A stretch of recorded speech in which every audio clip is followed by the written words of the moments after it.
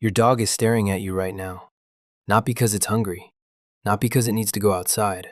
It's just looking at you, like you are the only thing in the entire world that matters. And if you have ever had a dog, you know exactly what that look feels like. What you don't know, what almost nobody knows, is where that look came from. Because the real story of how dogs fell in love with humans is not the story you were told in school.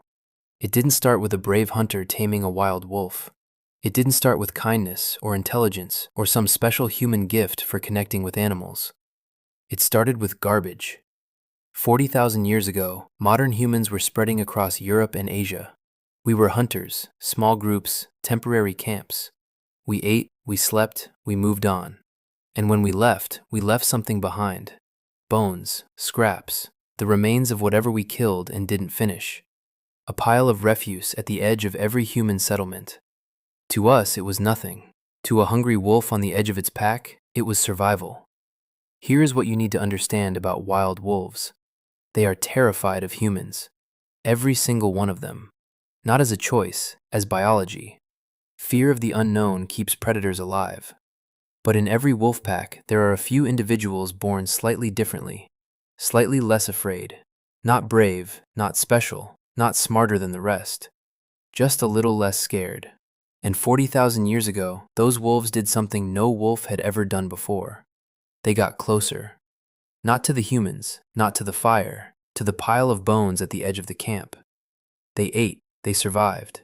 They came back the next night. The wolves who were too afraid stayed away and starved through the cold months. The wolves willing to simply tolerate the smell of humans, not trust them, not love them, just tolerate them, ate better, lived longer, and had more cubs. Those cubs inherited that same reduced fear. Those cubs ate better too. And over hundreds of generations, so slowly you wouldn't notice it in any single lifetime, something extraordinary began to happen. Fear was bred out of the wolf, not by humans, by garbage.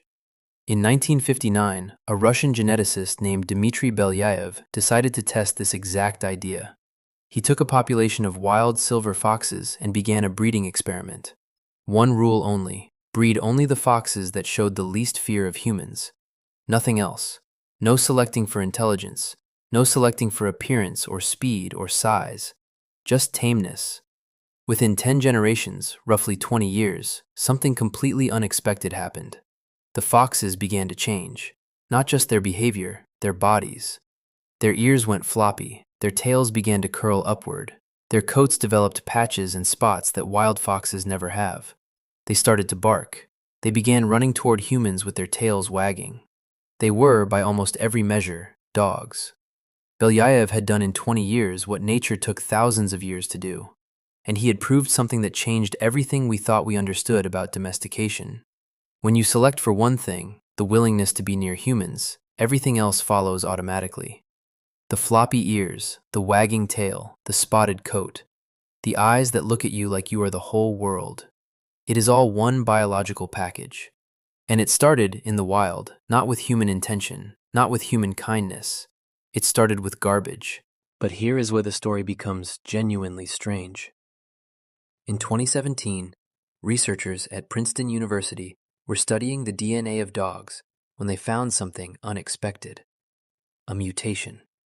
Specifically, mutations in genes called GTF2I and GTF2I-RD1.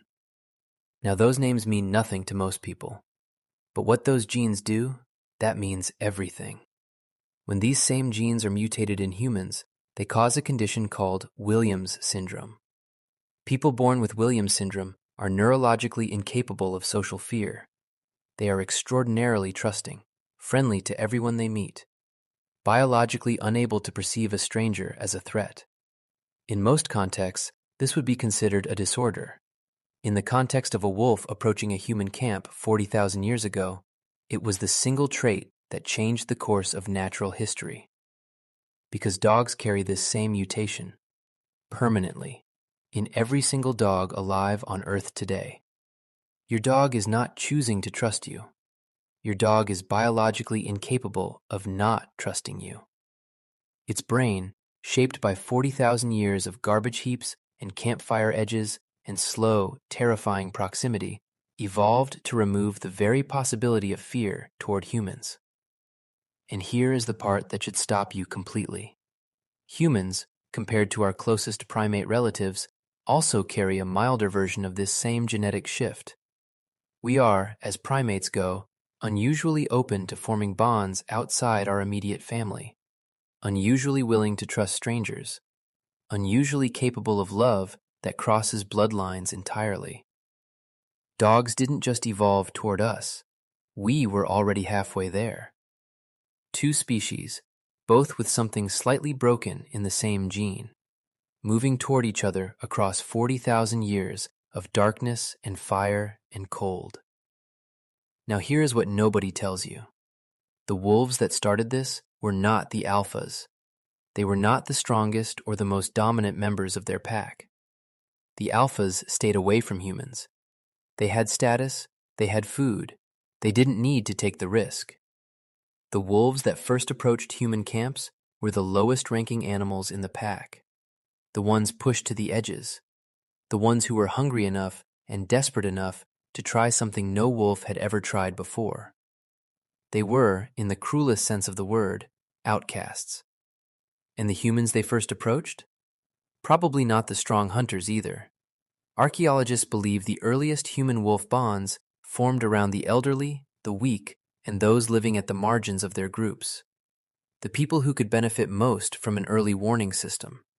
The people who had the least to lose by letting something dangerous get close.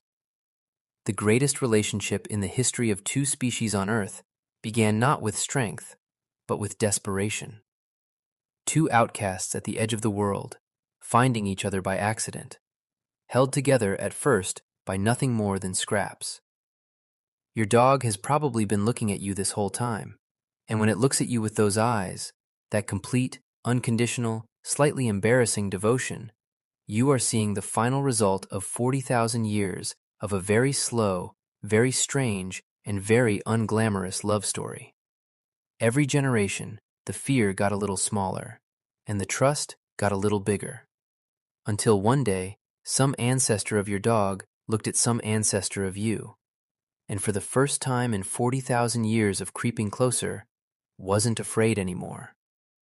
Everything you feel when your dog follows you room to room, every time it puts its head on your lap without being asked, every time it looks at you like you invented the sun, all of it started in a pile of bones and ash at the edge of an ancient campfire.